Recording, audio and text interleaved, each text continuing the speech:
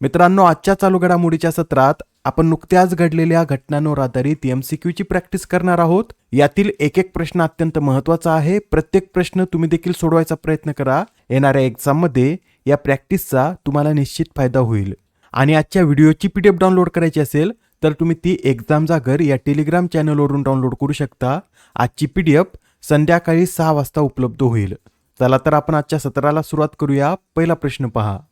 मित्रांनो, नुकतेच आता केंद्रीय औषध मानक नियंत्रण संघटनेने भारतातील पहिल्या डेंग्यू प्रतिबंधक लसीच्या विपणनाला मंजुरी दिली. तर या लसीचं नाव काय हेच आपल्याला या प्रश्नात सांगायचं आहे.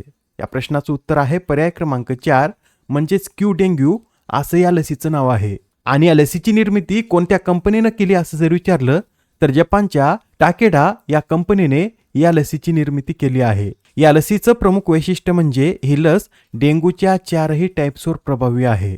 बरं, ही लस कोणत्या वयोगटातील नागरिकांसाठी उपलब्ध असेल तर ही लस 4 ते 60 वर्ष वयोगटातील नागरिकांसाठी उपलब्ध असेल. या लसीकरणामध्ये 0.5 मिलीचे 2 डोस दिले जातील व या 2 डोसमधील अंतर किती असणं आवश्यक आहे तर 3 महिने इतका अंतर असणं आवश्यक आहे. आणि ही लस घेण्यापूर्वी व्यक्तीला यापूर्वी डेंग्यू झाला होता का हे तपासण्याची गरज नाही. या लसीला WHO द्वारे सुद्धा मान्यता प्राप्त आहे. बरं, आता डेंग्यू कोणत्या मच्छराच्या चाव्यामुळे होतो हे कमेंटमध्ये सांगा. Next question. यंदाचा 44वा लोकमान्य टिळक राष्ट्रीय पुरस्कार कोणाला जाहीर झाला? अत्यंत महत्त्वाचा प्रश्न आहे. प्रत्येक एक्झाममध्ये हा विचारला जाईल, तर नोट करून घ्या. यंदाचा 44वा लोकमान्य टिळक राष्ट्रीय पुरस्कार हा अजित डोवाल यांना जाहीर झाला आहे. अजित डोवाल यांना देशाच्या सुरक्षा व्यवस्थेत दिलेल्या उल्लेखनीय योगदानासाठी हा पुरस्कार जाहीर झाला आहे. आपल्याला हे माहीतच आहे, अजित डोवाल यांनी ऑपरेशन ब्लॅक थंडर, बालाकोट हवाई कारवाई व डोलकलाममधील राजनैतिक वाटाघाटीमध्ये महत्त्वपूर्ण योगदान दिलं होतं व त्यांना आता देशाच्या सुरक्षा व्यवस्थेत त्यांनी जे योगदान दिलं त्यासाठीच हा पुरस्कार जाहीर झाला आहे. बरं, 43वा लोकमान्य टिळक राष्ट्रीय पुरस्कार कोणाला देण्यात आला होता तर नितीन गडकरी यांना हा 43वा पुरस्कार देण्यात आला होता. या पुरस्काराविषयी माहिती नोट करून घ्या. यंदाच्या या पुरस्काराचं वितरण कधी करण्यात येईल तर 1 ऑगस्ट रोजी म्हणजेच लोकमान्य टिळक यांच्या 106व्या पुण्यतिथी दिनी या पुरस्काराचं वितरण करण्यात येईल. हा पुरस्कार लोकमान्य टिळक स्मारक ट्रस्टद्वारे देण्यात येतो व या पुरस्कारांतर्गत स्मृतिचिन्ह, मानपत्र आणि 1 लाख रुपये रोख देण्यात येतात. बरं, या पुरस्काराची स्थापना कधी करण्यात आली तर 1983 मध्ये या पुरस्काराची स्थापना करण्यात आली. आता हा प्रश्न पहा. AI वर आधारित भारतातील पहिले बर्ड वॉचिंग आणि पर्यावरणपूरक पर्यटन केंद्र कोणत्या शहरात निर्माण करण्यात येत आहे? तर आता AI वर आधारित भारतातील पहिले बर्ड वॉचिंग आणि पर्यावरणपूरक पर्यटन केंद्र हे आपल्या मुंबईमध्ये निर्माण करण्यात येत आहे. तर मुंबईमधील भांडूप पक्षी उद्यान येथे हे केंद्र विकसित केले जाईल व या केंद्रासाठी मुंबई उपनगर जिल्ह्याचे पालकमंत्री आशिष शेलार यांनी 45 कोटी रुपयांचा निधी देखील मंजूर केला आहे. लक्षात ठेवा, AI वर आधारित भारतातील पहिले बर्ड वॉचिंग आणि पर्यावरणपूरक केंद्र हे मुंबईतील भांडूप पक्षी उद्यानात विकसित करण्यात येत आहे. आता ही नियुक्ती पहा. जुलै 2026 मध्ये ब्रिटनच्या नव्या पंतप्रधानपदी कोणाची नियुक्ती करण्यात आली? तर आता ब्रिटनचे नवीन पंतप्रधान हे अँडी बर्नहॅम बनले आहेत. कोण बनलेत तर अँडी बर्नहॅम हे आता ब्रिटनचे नवीन पंतप्रधान बनले आहेत. त्यांच्या आधी या पदावर कोण कार्यरत होते तर केअर स्टार्मर हे याआधी ब्रिटनचे पंतप्रधान होते. त्यांनी राजीनामा दिल्यानंतर आता अँडी बर्नहॅम हे ब्रिटनचे नवीन पंतप्रधान बनले आहेत. मित्रांनो, अँडी बर्नहॅम हे गेल्या 10 वर्षात ब्रिटनचे आता एकूण 7वे पंतप्रधान ठरले आहेत. आणि अँडी बर्नहॅम हे कोणत्या पक्षाचे नेते आहेत असं जर विचारलं तर ते लेबर पार्टीचे नेते आहेत. Next question. 37व्या आंतरराष्ट्रीय जीवशास्त्र ऑलिम्पियाडचं आयोजन कोठे करण्यात आले? तरी जी 37वी आंतरराष्ट्रीय जीवशास्त्र ऑलिम्पियाड आहे याचं आयोजन लिथुआनिया या देशात करण्यात आलं होतं. लिथुआनियामध्ये कोठे तर लिथुआनियामधील विल्नियस येथे ही स्पर्धा पार पडली व या स्पर्धेत भारताने एकूण 4 पदक पटकावलेत, ज्यात 1 सुवर्ण व 3 रौप्य पदकांचा समावेश आहे. या स्पर्धेत भारताला सुवर्ण पदक कोणी पटकावून दिलं तर हरियाणाच्या भव्या गुणवाल यांनी या स्पर्धेत भारताला सुवर्ण पदक पटकावून दिलं आहे. यासत सोमिल मेहती, निशित कलानी व अनमोल कुमार या 3 भारतीयांनी या स्पर्धेत भारताला रौप्य पदक मिळवून दिलं आहे. आता हा प्रश्न पहा. मित्रांनो, राष्ट्रपती द्रौपदी मुर्मू या कोणत्या देशाला भेट देणाऱ्या पहिल्या राष्ट्रपती ठरल्यात?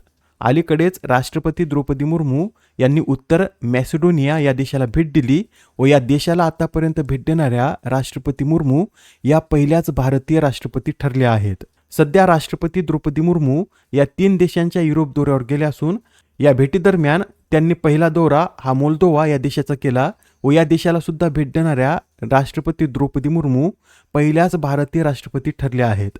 मोल्दोवानंतर त्यांनी उत्तर मॅसिडोनिया या देशाला भेट दिली व आता उत्तर मॅसिडोनियानंतर ती रोमानिया या देशाला 23 ते 25 जुलै दरम्यान भेट देणार आहेत.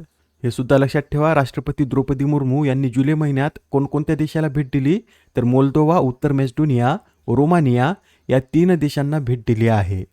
आता हा प्रश्न पहा, स्ट्राईक आशिया चॅम्पियनशिप जिंकून MMA मध्ये एशियाई चॅम्पियनशिपचं विजेतेपद मिळवणारे पहिले भारतीय कोण ठरलेत? तर आता स्ट्राईक आशिया चॅम्पियनशिप जिंकण्याचा विक्रम हा संग्राम सिंह यांनी केला आहे. मित्रांनो, संग्राम सिंह हे 40 वर्षाचे खेळाडू असून या 40 वर्षीय खेळाडूने पुन्हा एकदा भारतासाठी ऐतिहासिक कामगिरी करत या एशियाई चॅम्पियनशिपचं विजेतेपद पटकावलं आहे. या स्पर्धेत त्यांनी कोणाला हरवलं तर पाकिस्तानच्या मोहम्मद आबिद अली यांना त्यांनी अवघ्या 80 सेकंदात नॉकआउट करून या स्पर्धेचं विजेतेपद पटकावलं आहे. बरं, ही स्पर्धा कुठे आयोजित करण्यात आली होती तर मलेशियातील क्वालालंपूर येथे ही स्पर्धा आयोजित करण्यात आली होती. स्पोर्टवर आधारित अजून एक न्यूज पहा, लॉर्ड्सवर एकदिवसीय शतक झळकावणारा पहिला भारतीय फलंदाज कोण ठरला?